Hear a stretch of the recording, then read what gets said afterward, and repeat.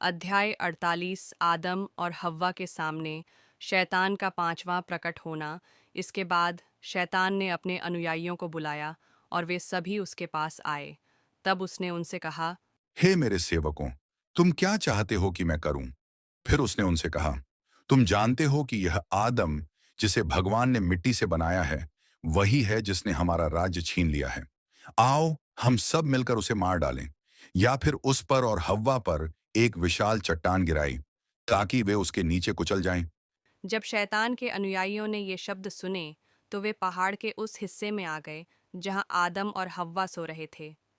तब शैतान और उसके अनुयायियों ने एक विशाल चट्टान ली जो चौड़ी, सपाट और बिना किसी दरार के थी।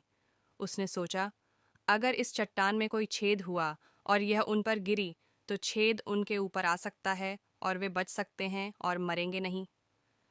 फिर उसने अपने अनुयायियों से कहा, इस चट्टान को उठाओ और इसे पूरी तरह से उन पर गिराओ, ताकि यह इधर उधर न लुढ़के। और जब तुम इसे गिरा दो, तो तुरंत वहां से भाग जाओ और रुको मत। और उन्होंने वैसा ही किया जैसा उसने उन्हें कहा था। लेकिन जब चट्टान पहाड़ से गिरकर आदम और हव्वा पर आई, तो भगवान ने उसे आदेश दिया कि वह उनके ऊपर एक छतरी जैसी बन जाए, जिससे उन्हें कोई हानि न हो। और ऐसा ही हुआ, जैसा कि भगवान ने आदेश दिया था। लेकिन जब चट्टान गिरी, तो पूरी पृथ्वी उसके वजन से कांप उठी और हिलने लगी। और जैसे ही धरती कांपी और हिली, आदम और हव्वा नींद से जाग गए और खुद को एक चट्टान के नीचे एक छतरी जैसी आकृति में पाया। लेकिन उन्हें नहीं पता था कि यह कैसे हुआ, क्योंकि जब वे सोए थे, तो वे खुले आकाश के नीचे थे, किसी छत के नीचे नहीं। जब उन्होंने इसे देखा, तो वे डर गए। तब आदम ने हव्वा से कहा, यह पहाड़ क्यों झुक गया है और पृथ्वी हमारे कारण क्यों कांप उठी और हिल गई?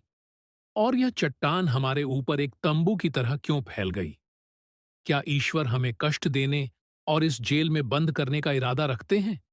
या क्या वह पृथ्वी को हमारे ऊपर बंद कर देंगे?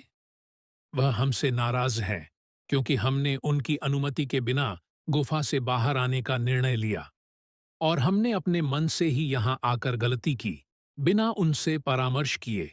यदि वास्तव में पृथ्वी हमारे कारण कांपी है और यह चट्टान हमारे पाप के कारण एक तंबू की तरह हमारे ऊपर बन गई है, तो हे आदम, हमारे लिए भारी विपत्ति है, क्योंकि हमारा दंड बहुत लंबा होगा।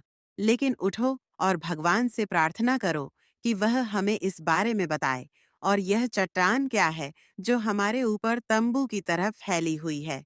तब आदम खड़ा हुआ और भगवान के सामने प्रार्थना करने लगा कि वह उसे इस कठिनाई के बारे में बताए। और आदम सुबह तक प्रार्थना करता रहा।